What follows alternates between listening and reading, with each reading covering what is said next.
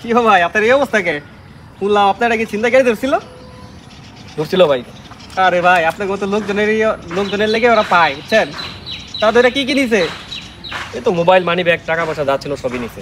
আরে ভাই, আমার ছোট ভাইটারে আঘাত করছে তো, পিছনে 4টা শিলি লাগছে। কোন কি? আপনি দেখতে আপনার ছোট ভাইকে কেমন আঘাত করে? ছিনতাইকারীর সাথে কি আমরা পারি ভাই?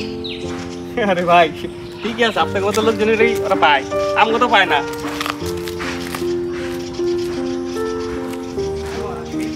2 দিন পর।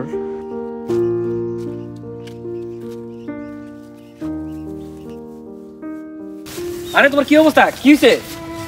ভাই আর বললেন না, কালকে রাতে অফিস থেকে বাসায় আসার সময় ছিনতাইকারী কবলে পড়ছিলাম ভাই।